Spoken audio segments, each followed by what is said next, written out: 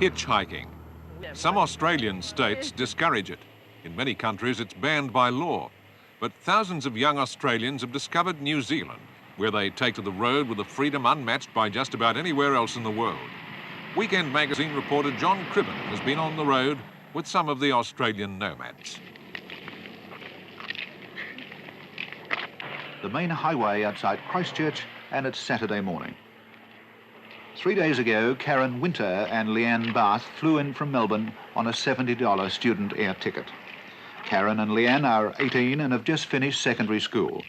This is their first time outside Australia. Their daily budget is around $2 a day. Travel costs them almost nothing. Most of the hitchhikers on these roads are Australians who've discovered that in New Zealand, hitching is easier, safer and better tolerated than just about anywhere else in the world.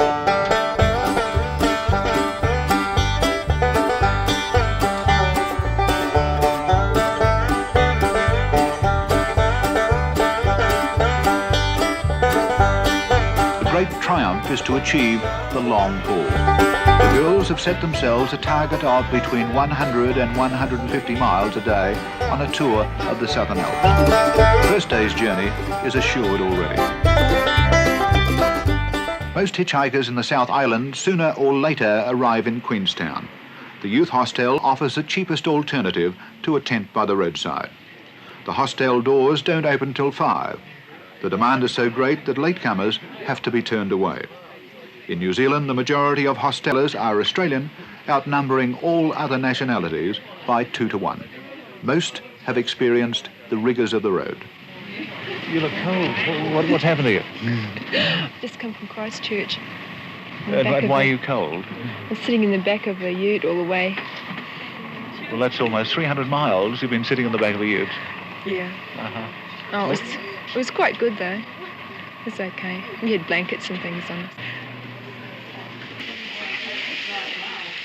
What you eat depends on what you have to spend. Sometimes the evening meal comes from a can, occasionally there's something better.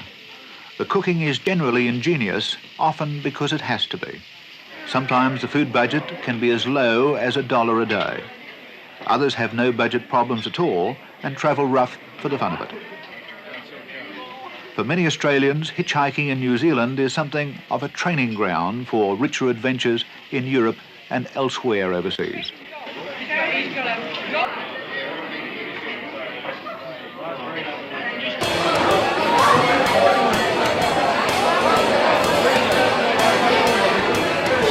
Queenstown's restaurants and hotels are largely staffed by Australians. They are provided with board and lodging and a modest wage. Australians have a reputation for being prepared to try anything, with varying success.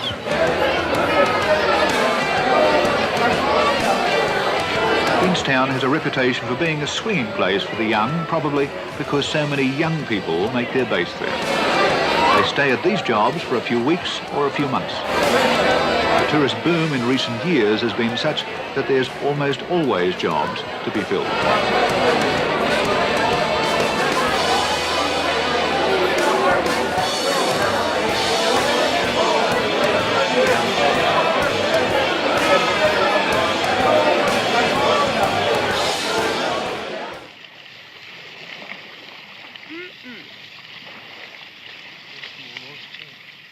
On the lakeside in the early morning, the best sort of freedom, and it costs nothing. Gary Morfitt used to work as a tiler in New South Wales. He looked for work in Queenstown and got a job as a singer, his first. At night he sleeps out as he's done before while on the road.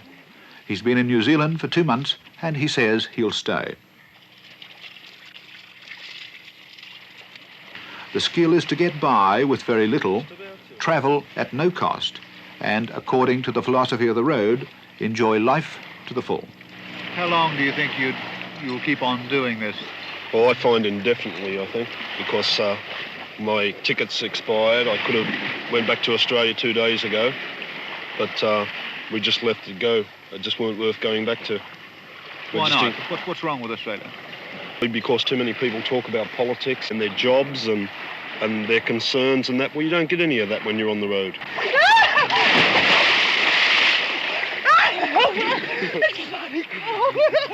For some, life on the road is a life of innocent adventure.